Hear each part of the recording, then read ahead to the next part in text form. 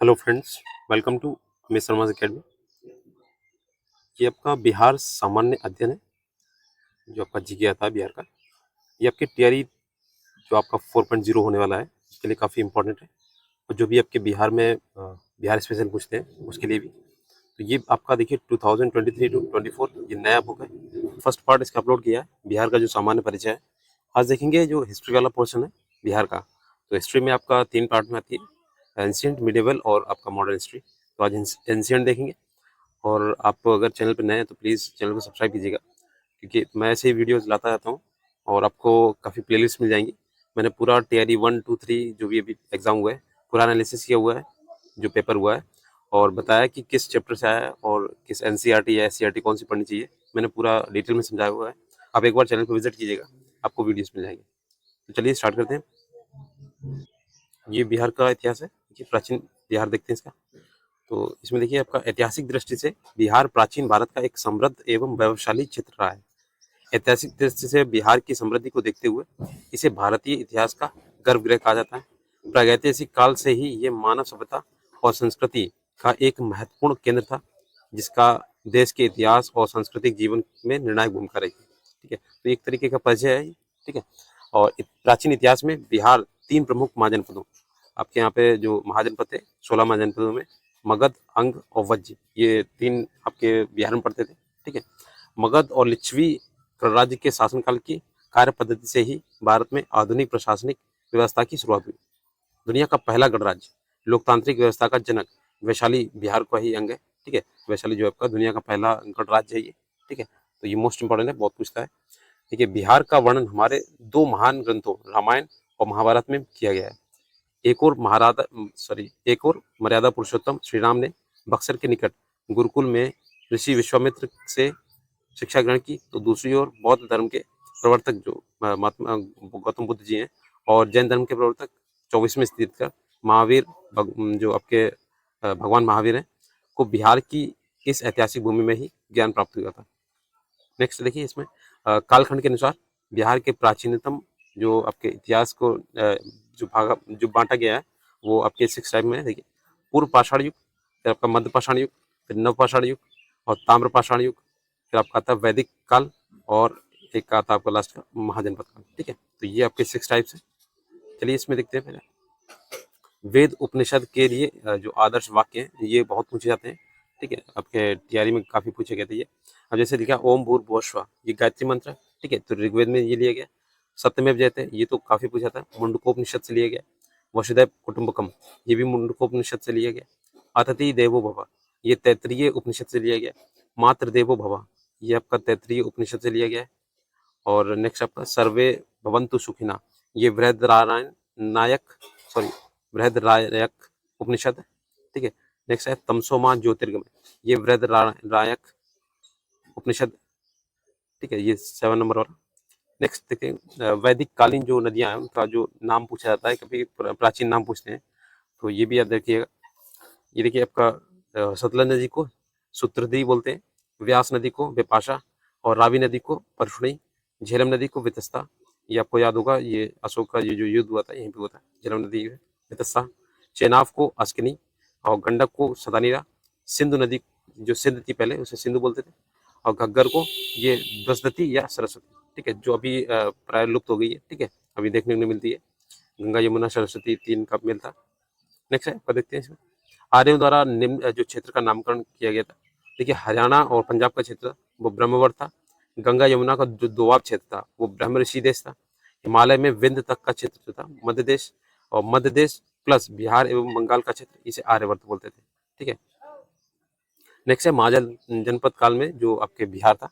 देखिए, लगभग 6वीं शताब्दी ईसा पूर्व में बुद्ध के जन्म से पूर्व भारतवर्ष 16 महाजनपदों में बटा था। 16 महाजनपदों का उल्लेख हमें बौद्ध धर्म अगुत्तर निकाय ये पूछा गया था टीआरई में। ठीक है, एवं जैन ग्रंथ जो था भगवती सूत्र से मिलता है। तो देखिए, बौद्ध धर्म का अगुत्तर निकाय है। ठीक है, और जैन धर्म का भगवती सूत्र है, तो इनसे आपका 16 महाजनपदों का उल्लेख मिलता है। नेक्स्ट है उस समय भारत के 16 महाजनपदों में 3 जो मगध हैं, अंग और वज्जी, बिहार में थे। 16 में से 3। अब देखिए इसमें सभी के बारे में बताया गया। अंग जो था वो चंपा, ये बिहार में भागलपुर, मुंगेर के वर्तमान प्रमंडल, और झारखंड के साहिबगंज एवं गोंडा जिले के कुछ हिस्सों में पड़ता है।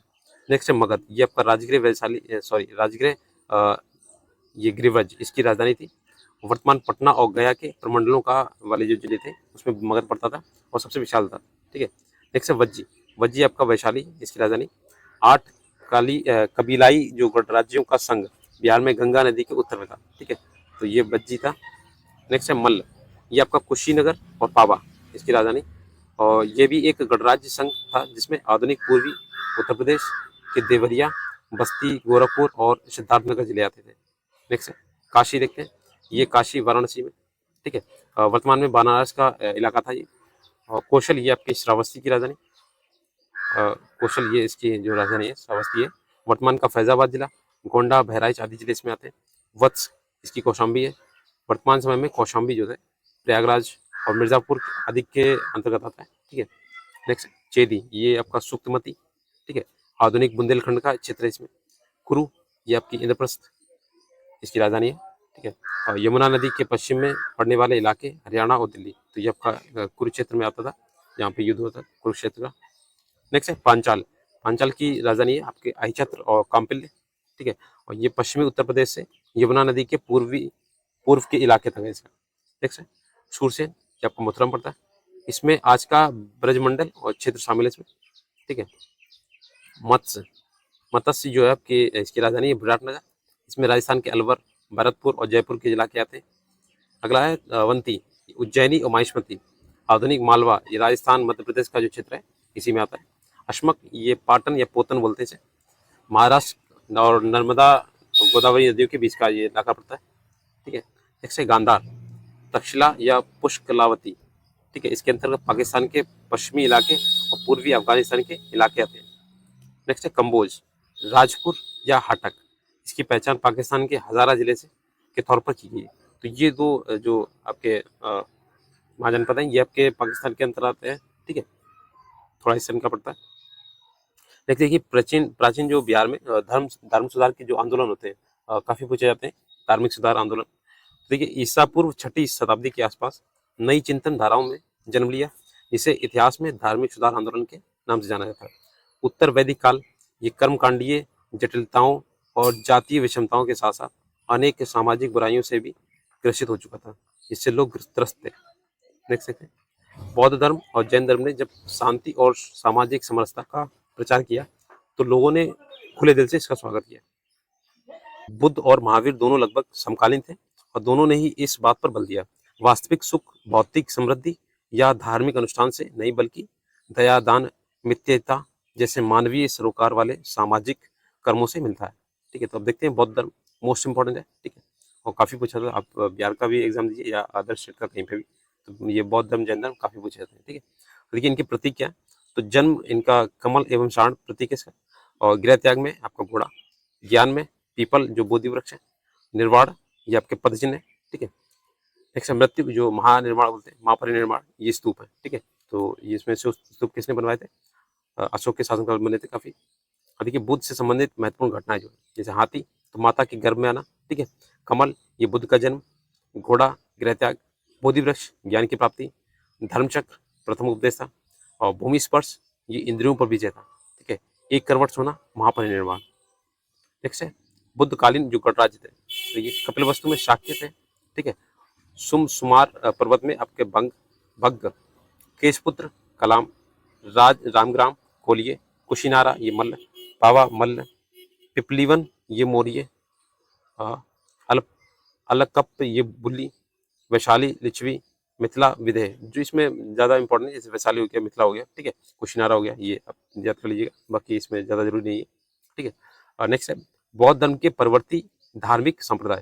देखिए आजीवक ये मखली पुत्र गोशाल संस्थापक थे इसे, और गौर अक्रियवादी ये पूरन कश्यप है, उच्छेदवादी ये आपके अजित केश कंबलिन, संदेहवादी ये आपके संजय वेलट्टी पुत्र, नित्यवादी ये पकुद कच्चायन। ठीक है, तो इसमें ज्यादातर आपका आजीविका पूछा जाता है। ठीक है, नेक्स्ट है बौद्ध धर्म के जो आसांगिक मार्ग है, 8 जो मार्ग है, देखिए सम्यक दृष्टि क्या है, वास्तविक स्वरूप का ज्ञान, सम्यक संकल्प, लोभ द्वेष हिंसा मुक्ति विचार, सम्यक वाक अप्रिय वचन न बोलना, सम्यक कर्मात उचित एवं सदकर्म करना, सम्यक अजीव जो होता है आजीव, सदाचार युक्त आजीविका, सम्यक व्यायाम शारीरिक और मानसिक व्यायाम करना, सम्यक स्मृति जो होती है सात्विक भाव, सम्यक समाधि एकाग्रता। ठीक है, तो ये इनके अष्टांगिक मार्ग है। ठीक है, नेक्स्ट है बौद्ध संगीतियाँ जो हुई थी, ये मोस्ट इंपॉर्टेंट। ठीक है, 4 हुई थी, चारों के डेट पता होनी चाहिए, किसके शासनकाल में हुई थी और कौन इसके अध्यक्ष थे, ये सब पता होना चाहिए। देखिए स्थान था राजगृह सप्तपर्णी जो गुफा थी, इसमें 483 ईसा पूर्व में। अध्यक्ष थे माँ कश्यप और शासनकाल था अजातशत्रु, हर्यक वंश के थे। ठीक है, और उद्देश्य क्या था, बुद्ध के उपदेशों को 2 पिटकों सुत्त पिटक और विनय पिटक में संकलित करना। और 3 पिटक थे इसमें, तो 2 का संकलन हो गया था पहले जो बौद्ध संगीति थी। नेक्स्ट है दूसरा था आपका वैशाली में 383 ईसा पूर्व में। देखिए वो 483 है, इसमें 383, 100 वर्ष का इसमें अंतर दिखाया गया। और अध्यक्ष इसके थे सबकामी या सर्वकामी। ठीक है, शासनकाल था कालाशोक, शिशुनाग वंश का संस्थापक था। ठीक है, उद्देश्य क्या था, बौद्ध धर्म का स्थविर और महासंघिक 2 भागों में विभाजन करना। नेक्स्ट तीसरी जो आपकी बौद्ध संगीति है, ये पाटलिपुत्र में होती है 247 ईसा पूर्व में। और इसके अध्यक्ष थे मोगलीपुत्र तिस्स और शासनकाल था अशोक मौर्य वंश का। ठीक है, उद्देश्य क्या था, संघ भेद के विरुद्ध कठोर नियमों का प्रतिपादन एवं जो तीसरा पिटक था अभिधम पिटक, इसे जोड़ दिया गया था। ठीक है, 2 आपके फर्स्ट वाले में जोड़े गए थे और 3 जो आपके 2 बचे थे तीसरा, वो आपका तृतीय वाले में जोड़ा गया था। नेक्स्ट है चतुर्थ, जो बिहार से बाहर थी, कश्मीर के कुंडलवन में। ठीक है, लगभग ईसा की प्रथम शताब्दी से। और वसुमित्र एवं अश्वघोष इसके उपाध्यक्ष थे और वसुमित्र इसके अध्यक्ष थे। ठीक, शासनकाल किसका था, तो कनिष्क का था, कुशल वंश के। ठीक है, उद्देश्य क्या था, बौद्ध धर्म का 2 संप्रदायों हीनयान तथा महायान में विभाजन हो गया। तो ये लास्ट में हुआ था सबसे ज्यादा। ठीक है, जो चतुर्थ होती है, तो इसके बाद फिर कोई भी संगीति नहीं हुई क्योंकि विभाजन हो गया था। अब नेक्स्ट देखते हैं जो जैन धर्म के प्रवर्तक हैं उनके बारे में। तो इसमें प्रमुख जो देखिए प्रथम आपके ऋषभदेव है। ठीक है, इनका जो प्रतीक है वृषभ। और सेकेंड आपके अजितनाथ है, इनके ये है, इनका हाथी है प्रतीक। और फिर संभवनाथ ये तृतीय है, इनका घोड़ा है। शांतिनाथ 16वें है, हिरण, जिसमें इंपॉर्टेंट है वही दिए गए। ठीक है, और आपके ये है आदिष्ट नेमी 22वें, शंख। पार्श्वनाथ के है 23वें, ये सर्पफण यानी सांप इसका भी लिखा होता है या सर्पफण लिखा होगा। और ये आपके मोस्ट इंपॉर्टेंट महावीर स्वामी 24वें, इनका है सिंह। ठीक है, तो ये चिन्ह याद रखिएगा। अब देखिए जो जैन संगीतियाँ हुई थी, तो ये 2 हुई थी सिर्फ, और ज़्यादा इसका प्रचार प्रसार नहीं हो पाया था बौद्ध धर्म की जगह। देखिए इसमें पहली जो हुई थी आपकी, वो हुई थी 3वीं सदी ईसा पूर्व, और स्थान था पाटलिपुत्र बिहार में। ठीक है, अध्यक्ष है स्थूलभद्र। इसमें क्या था कि 12 अंगों का संकलन था। जैन धर्म का 2 संप्रदायों में विभाजन श्वेतांबर और दिगंबर में हो गया था। ठीक है, नेक्स्ट आपका जो दूसरी हुई थी 512 ईस्वी में, वल्लभी गुजरात में हुई थी। तो देवी धर्मी क्षमा श्रवण थे इसके अध्यक्ष। और इसमें क्या था, धर्म ग्रंथों का अंतिम संकलन एवं लिपिबद्ध किया गया था। तो इसमें 2 ही उपाय, ज़्यादा इसे चलाया नहीं गया था क्योंकि इसमें पहली वाली समिति में इनका विभाजन हो गया था श्वेतांबर और दिगंबर में।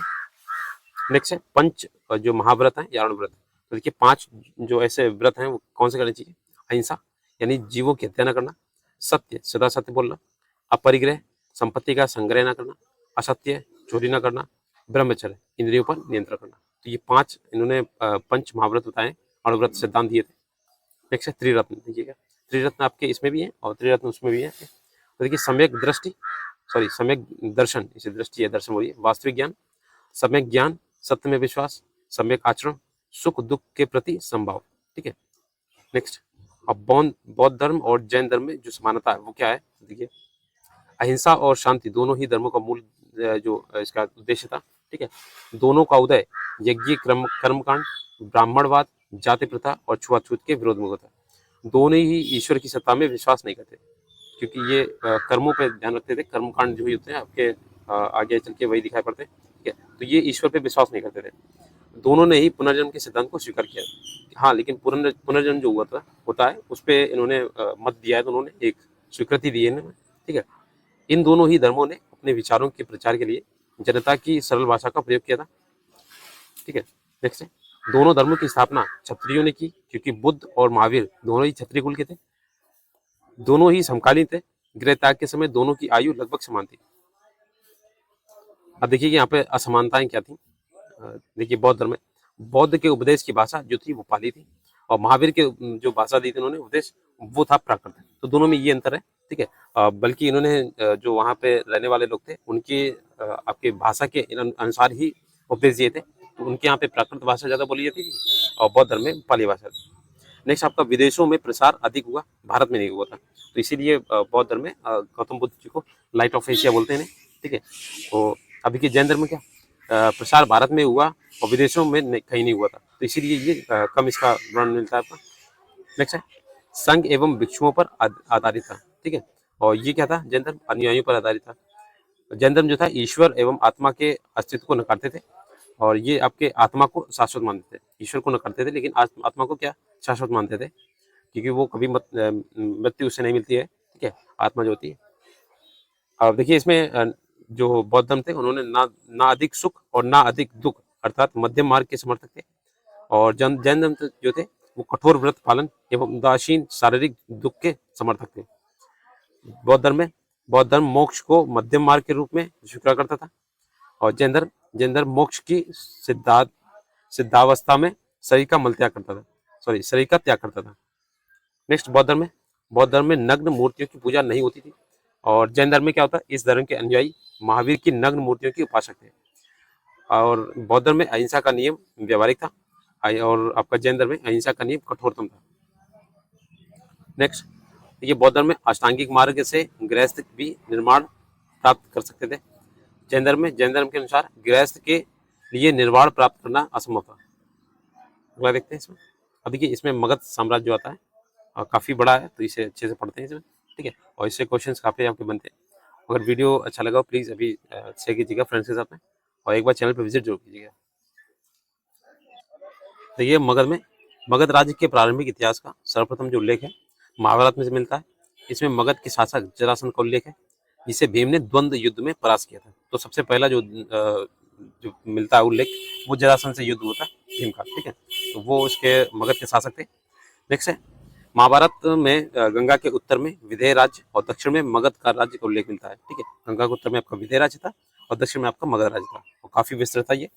मगध प्राचीन काल से ही राजनीतिक उठापटक के साथ धार्मिक एवं सामाजिक जागृति का केंद्र बिंदु रहा था। ठीक है, अब नेक्स्ट है मगध बुद्ध काल में शक्तिशाली राजतंत्रों में एक था, जो आज के दक्षिण बिहार में स्थित था। नेक्स्ट है कालांतर में यह उत्तर भारत का सर्वाधिक शक्तिशाली महाजनपद बन गया था, जो गौरवमयी इतिहास, राजनीतिक एवं धर्म का विशेष वैश्विक केंद्र बना था। महाजनपद जो आपका मगध है की सीमा उत्तर में गंगा से और दक्षिण में विंध्य पर्वत तक और पूर्व में चंपा और पश्चिम में सोन नदियों तक इसमें विस्तृत थी। ठीक है, मगध की जो प्राचीन राजधानी थी वो राजगृह थी, जो 5 पहाड़ियों से घिरा था। मोस्ट इंपॉर्टेंट है। ठीक है, मैं आपको बता दूंगा जो इसमें इंपॉर्टेंट है। नेक्स्ट है कालांतर में मगध की राजधानी जो थी पाटलिपुत्र थी, स्थापित हुई थी। मगध ने तात्कालिक शक्तिशाली राज्य कौशल, वत्स और अवंती को अपने साम्राज्य में ला लिया था।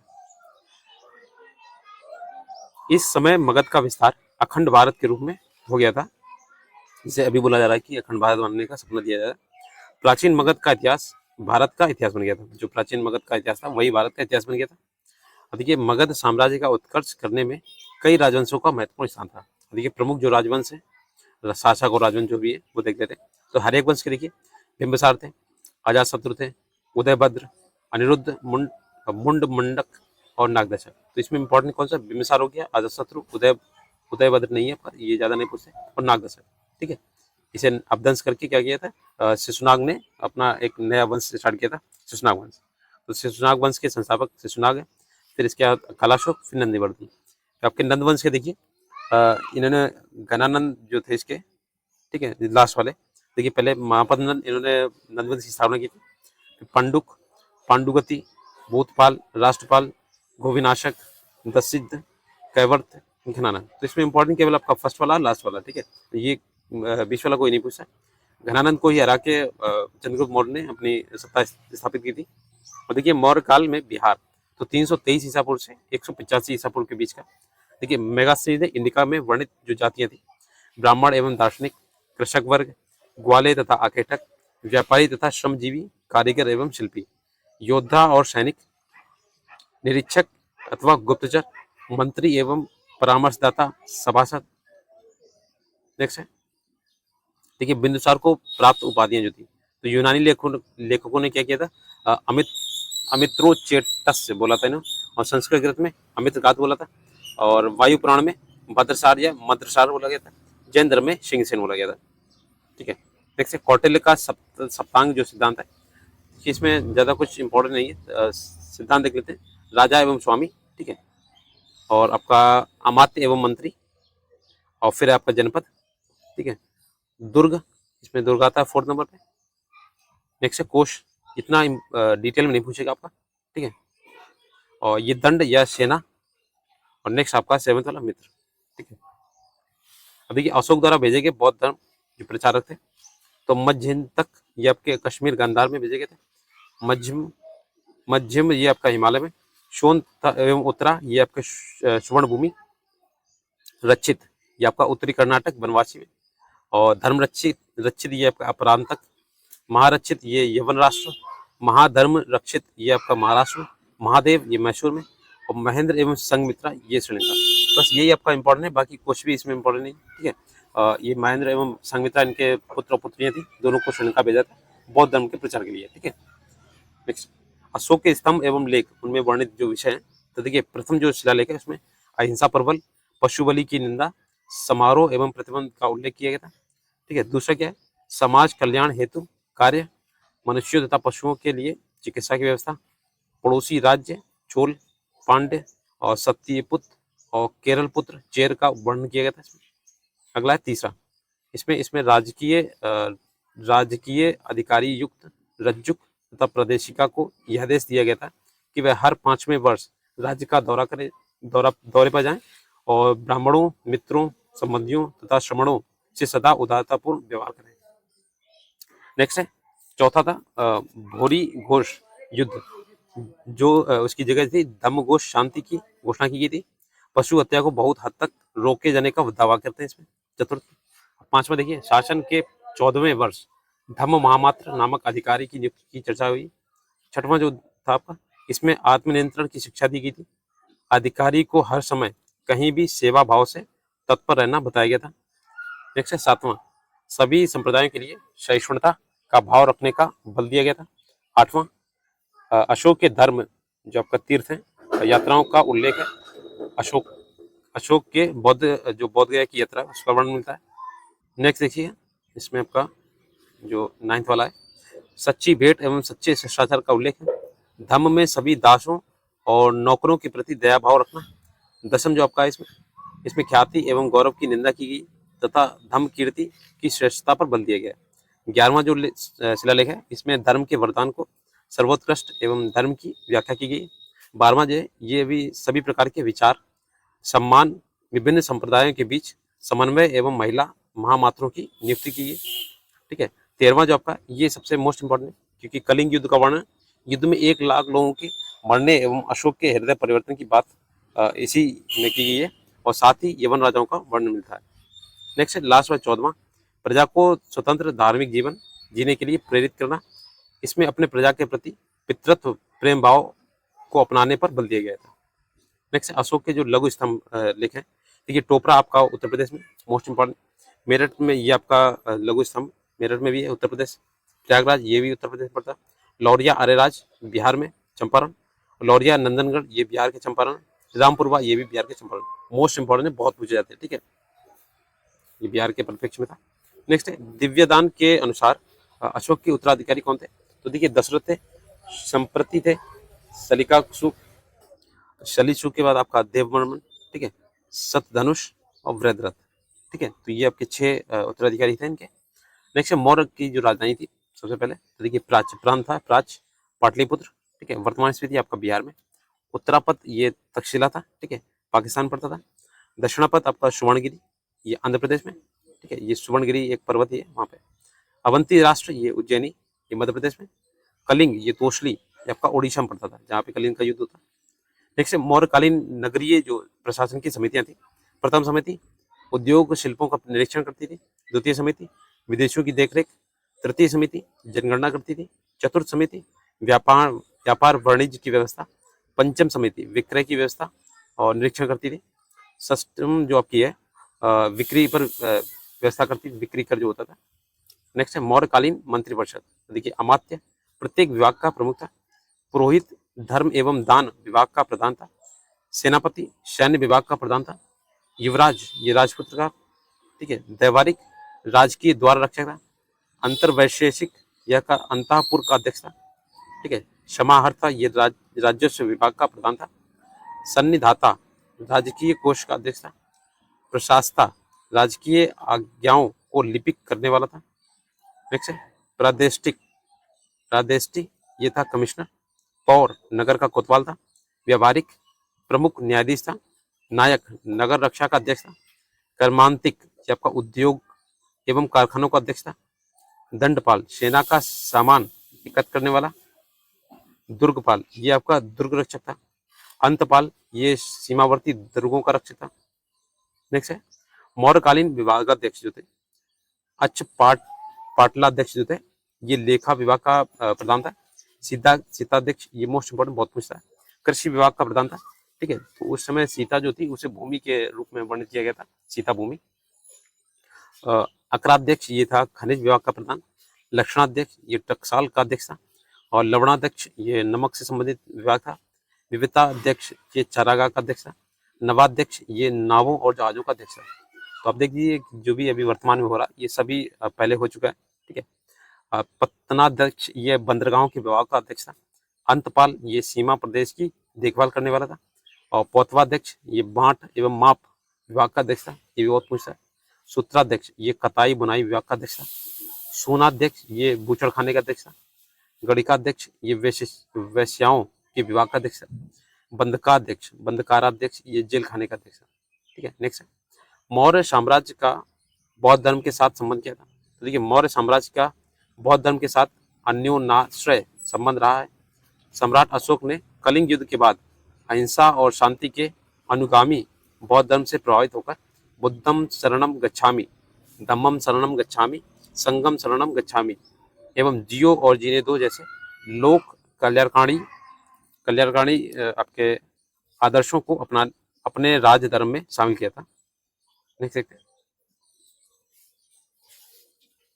नेक्स्ट आपको देखिए बौद्ध धर्म अपनाने के बाद अशोक ने बौद्ध नीतियों एवं उनके आदर्शों के प्रचार प्रसार के लिए भारत से बाहर भी कई देशों में अपने धर्म महामात्रों को भेजा था।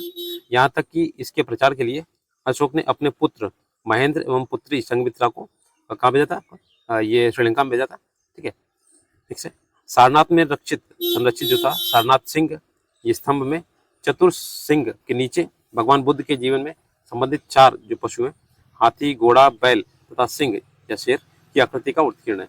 ये बहुत पूछता है कि इसमें किन 4 जो जानवर हैं उनकी तस्वीर दी गई है, ठीक है। और इसमें दूसरा दे देगा आपको, ऑप्शन पूछेगा। इसमें हाथी बुद्ध के गर्भग्रस्त या गर्भ से होने वाला, बैल का जन्म से इसका संबंध है, अश्व उनके गृहत्याग से तथा सिंह सर्वभौम सत्ता का प्रतीक है। इसे सम्राट अशोक ने भगवान बुद्ध द्वारा धर्मचक्र परिवर्तन यानी प्रथम उपदेश देने की ऐतिहासिक घटना की स्मृति में बनवाया था, ठीक है। जो अभी आपका अशोक स्तंभ लगा होता है, ठीक है। कई बौद्ध स्थापत्यों में सांची, बरहुत, सारनाथ जैसे प्रमुख स्तूपों के अलावा अनेक बौद्ध विहारों का निर्माण मौर्य राजाओं द्वारा किया गया था, ठीक है। देखिए ये आपका एक थ्योरी वाला पोर्शन है और इसका मैं आपको जो एमसीक्यूज वाला वो भी करा रहा हूँ और आप देख लीजिएगा प्लेलिस्ट में काफ़ी प्लेलिस्ट बनी हुई है, आपका जो एमसीक्यूज टाइप का है वो भी आपको मिल जाएगा, ठीक है। बौद्ध भिक्षुओं के वर्षावास अथवा विश्राम स्थल जो बिहार के रूप में बराबर एवं नागार्जुनी पहाड़ियों से कई रॉक कट गुफाओं का भी निर्माण किया गया था। नेक्स्ट आप देखिए मौर्य प्रशासन के घटक जो है इकाई, तो देखिए सबसे पहले क्या था, केंद्र का मुखिया कौन, राजा, ठीक है। फिर केंद्र से प्रांत आता है, प्रांत में आपका कुमार या युवराज जो उनका पुत्र होगा, ठीक है। फिर आपका मंडल आता है, मंडल में प्रतिष्ठा या प्रादेशिक। नेक्स्ट है आहार या विषय, ये विषयपति था, ठीक है। नेक्स्ट है स्थानीय, इसके बाद 800 ग्रामों का समूह। फिर द्रोणमुख 400 ग्रामों का समूह। फिर खरविट ये आपके 200 ग्रामों का समूह है। नेक्स्ट है संग्रहण, ये 10 ग्रामों का समूह। फिर ग्राम आता है ग्रामणी, ठीक है। नेक्स्ट आपका देखिए गुप्त वंश का जो संस्थापक था श्रीगुप्त, यहाँ से आपका स्टार्ट होता है श्रीगुप्त वाला गुप्त वंश का, देखिए इसका संस्थापक श्रीगुप्त था। श्रीगुप्त का उत्तराधिकारी जो आपका था घटोत्कच, ठीक है। फिर आप देखिए चंद्रगुप्त प्रथम 319 से 335 ईस्वी में गुप्त वंश का प्रथम स्वतंत्र शासक था। इसने लिच्छवी राजकुमारी कुमार देवी से विवाह किया था। तो ये चंद्रगुप्त, ये जिसे विक्रमादित्य की उपाधि प्रदान थी, ठीक है, वही वाला है। अब देखिए गुप्त संवत चलाया गया 319 से 320 के बीच में, और इसकी शुरुआत चंद्रगुप्त प्रथम ने की थी, ठीक है। तो ध्यान ध्यान रखिएगा, आपका चंद्रगुप्त जो प्रथम ये अलग है, और जो आपका चंद्रगुप्त मौर्य है वो अलग है, ठीक है। अब देखिए चंद्रगुप्त प्रथम की मृत्यु के बाद जो उसका पुत्र था समुद्रगुप्त, गुप्त साम्राज्य के सिंहासन पर बैठा था। अब देखिए इसमें हरिषण समुद्रगुप्त का दरबारी कवि था, जिसने प्रयाग प्रशस्ति की रचना की थी, और इसने इसके जो सिक्के में वीणा वादक चित्र बना हुआ है इसके, ठीक है। नेक्स्ट, तो इसमें मोस्ट इंपॉर्टेंट तथ्य दिए गए हैं, केवल पूरा डिटेल में दिया गया है, ठीक है। और डिटेल में आपको पढ़ना है अगर आपको, तो लिसन की बुक पढ़ लीजिएगा, उसमें अच्छे से समझाया गया है। देखिए समुद्रगुप्त को भारत का नेपोलियन भी कहा जाता है।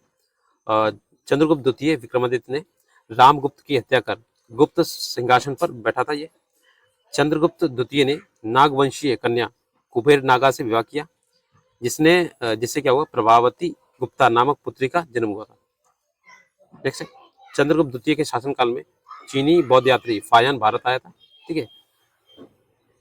चंद्रगुप्त द्वितीय के बाद उसका पुत्र जो था कुमारगुप्त शासक बना। इसने नालंदा महाविहार की स्थापना कराई थी। मोस्ट इंपॉर्टेंट है, बहुत पूछता है नालंदा। अभी के कुमारगुप्त के बाद उसका जो पुत्र था ये बना था आपका स्कंदगुप्त, 455 से 467 ईसा पूर्व में गद्दी पर बैठा ये।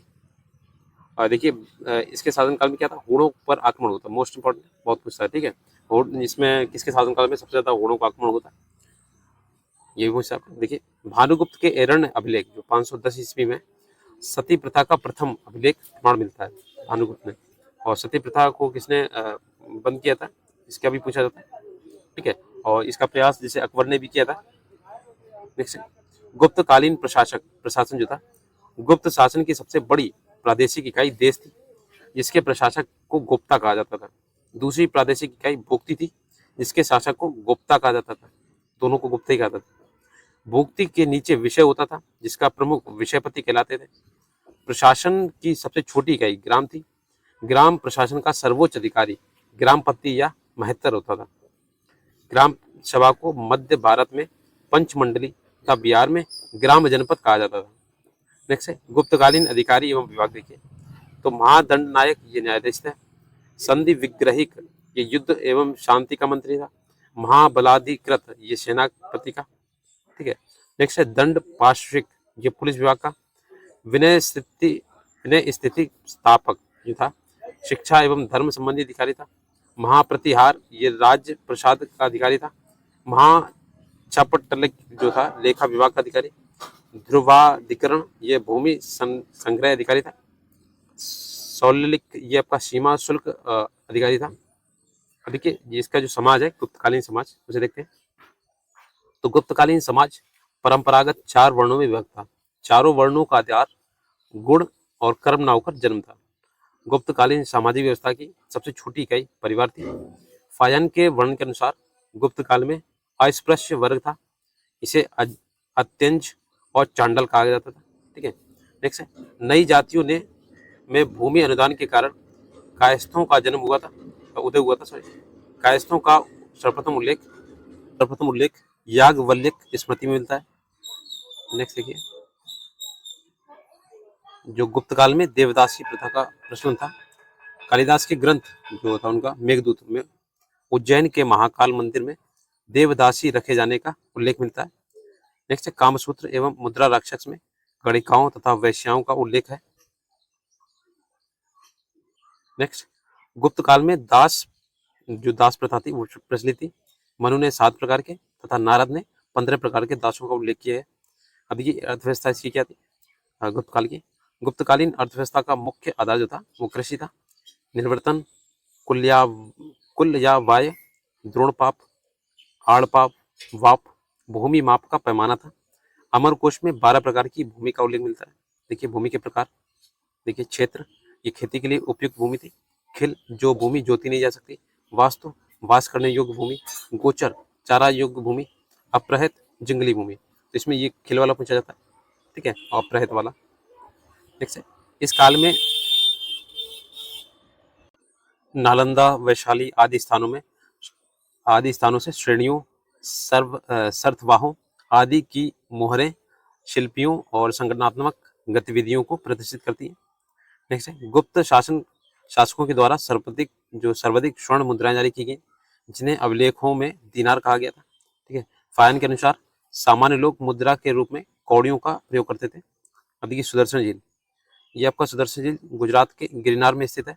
इसका निर्माण चंद्रगुप्त मौर्य के समय सौराष्ट्र प्रांत के राज्यपाल पुष्पमित्र वैश्य ने पश्चिमी भारत में सिंचाई के लिए करवाया था। ठीक है, तो याद रखिएगा ये आपके पुष्पमित्र वैश्य थे, इन्होंने कराया था। नेक्स्ट है, अब देखिए इसमें अशोक के समय ये यवन तुषास्प ने भी इस झील का बांध बनाया था। ठीक है, निर्माण कराया था इसका। शख्स जो शासक थे महाक्षत्रप रुद्रामन, इन्होंने 130 से 150 ईस्वी के समय पहली बार ये बांध टूट गया था, जिसका पुनर्निर्माण उसने अपने राज्यपाल सुविशाख के निर्देशन कराया था। तो यहाँ पे रुद्रदामन का नाम आता है। ठीक है, अब देखिए जूनागढ़ अभिलेख में गुजरात से पता चलता है कि स्कंदगुप्त के शासनकाल में भारी वर्षा के कारण सुदर्शन झील का बांध फिर से टूट गया था। तो इस झील का पुनरुद्धार सौराष्ट्र प्रांत के गवर्नर पर्णदत्त का पुत्र चक्रपालित द्वारा संपन्न कराया गया था। ठीक है, नेक्स्ट है स्कंदगुप्त ने झील के किनारे विष्णु मंदिर का निर्माण भी करवाया था। अगला देखते हैं। अब देखिए गुप्तकालीन जो कला एवं साहित्य है उस पर देखिएगा। गुप्त काल को कला एवं साहित्य की दृष्टि से स्वर्ण काल माना जाता है। ठीक है, अब देखिए इसमें कौन कौन से मंदिर और जो भी आते हैं स्थान। देखिए भूमरा का शिव मंदिर ये नागौद मध्य प्रदेश पड़ता है।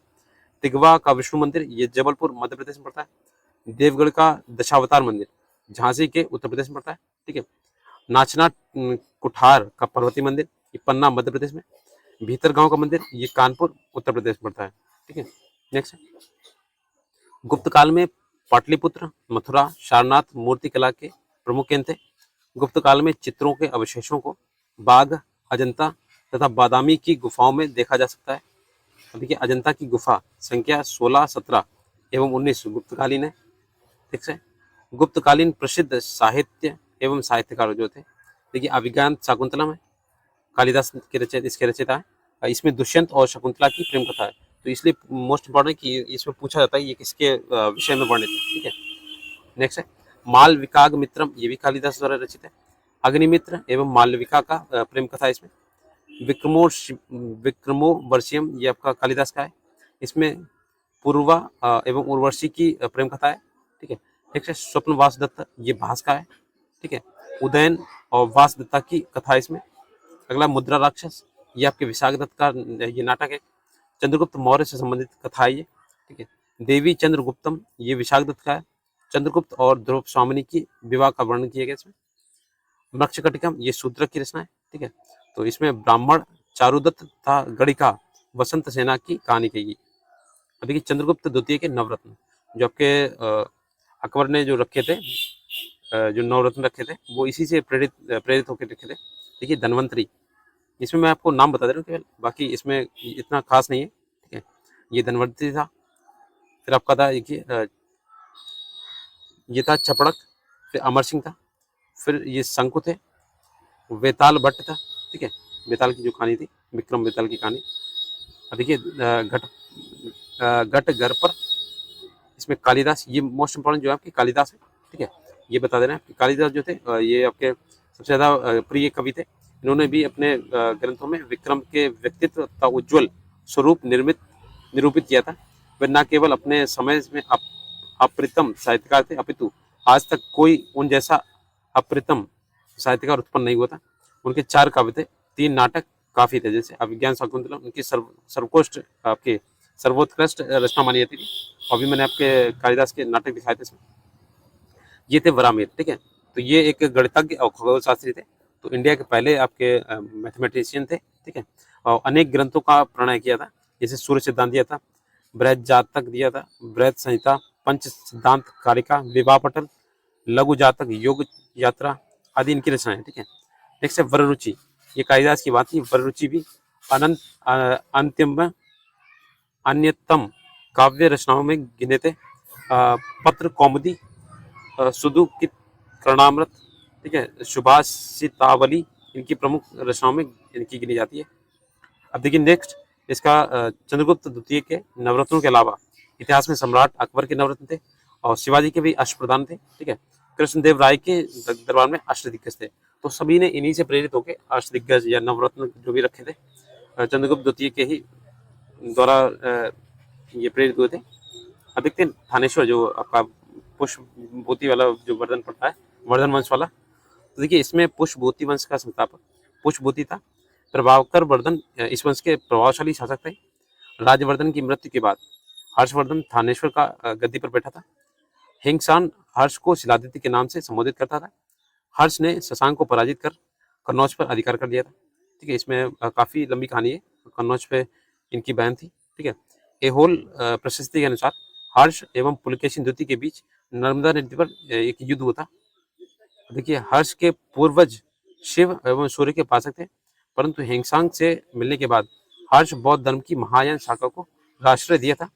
हर्ष ने कन्नौज एवं प्रयाग विशाल धार्मिक सभाओं का आयोजन किया था। हर्ष का जो दरबारी कवि था बाणभट्ट, इसने हर्षचरित और कादम्बरी की रचना की थी। तो मोस्ट इंपॉर्टेंट है, ये बाणभट्ट के बारे में पूछा जाता है। प्रियदर्शिता, रत्नावली, नागानंद, ये सभी हर्ष की रचनाएं थी, इन्होंने स्वयं लिखी थी। अब देखिए हेंगशान का भारत वर्णन किया गया इसमें। चीनी यात्री हेंगशान स्थल मार्ग से हर्षवर्धन के शासनकाल में भारत आया था।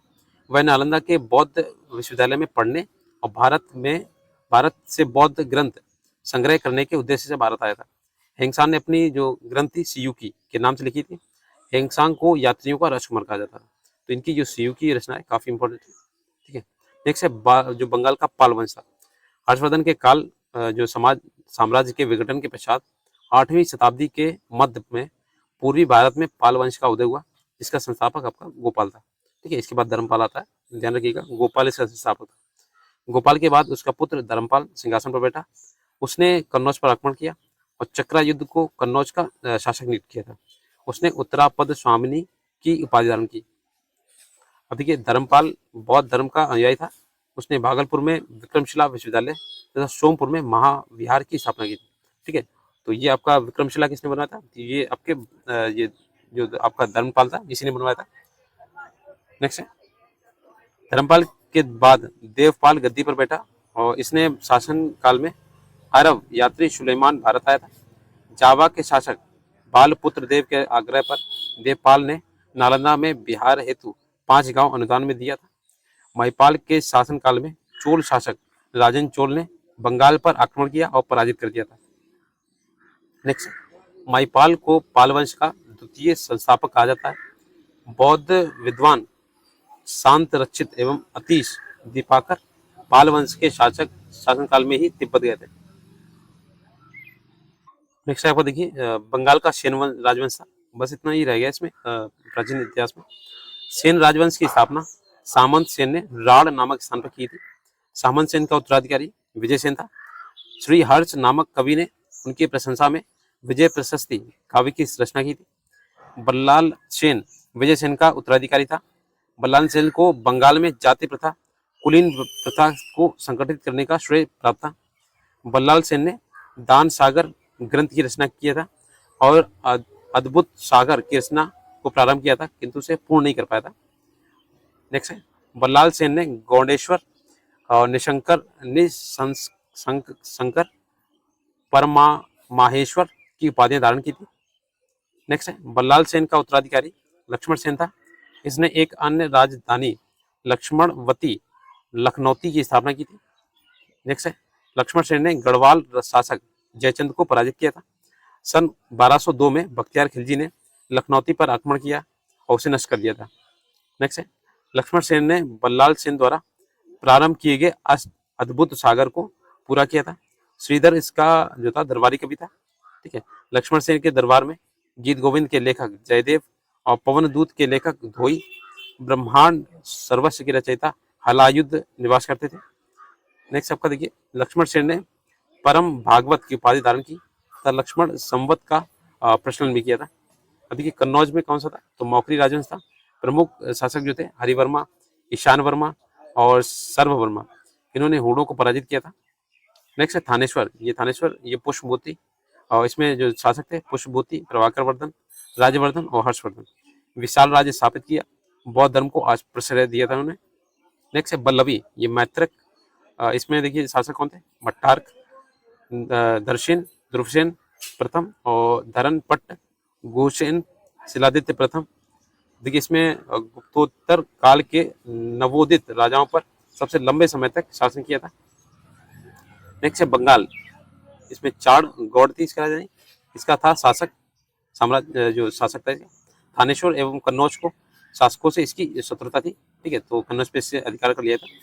मगध में देखिए परवर्ती गुप्त थे, महासेन गुप्त, देवगुप्त, आदिसेन, आदित्य सेन। ये मौखरियों से राजनीतिक प्रतिद्वंदिता थी। देखिए ये आपका कंप्लीट हो गया प्राचीन इतिहास, और इसके बाद आपका क्या मध्यकालीन जो इतिहास है। ठीक है, तो इसमें जो इम्पोर्टेंट हो आप उसे नोट डाउन कर लीजिएगा। बाकी इसका एमसीक्यूज वाला फॉर्मेट मैं अलग से करा रहा हूँ, उसे भी देख लीजिएगा। और मैंने इसमें प्लेलिस्ट बना के रखी हुई है, जो भी आपके बीपीएससी द्वारा पूछे गए हैं प्रश्न। बीपीएससी जो बिहार का स्पेशल है वही मैंने करा हुआ है, यूथ का पब्लिकेशन है, एक एडिटोरिया की बुक है, तो पूरा सोल्यूशन मिल जाएगा आपको। एक बार चैनल पर विजिट कीजिएगा, और एनालिसिस के लिए भी आप देख सकते हैं चैनल को। और वीडियो अगर अच्छा लगा प्लीज़ शेयर कीजिएगा फ्रेंड्स के साथ। Thanks for watching.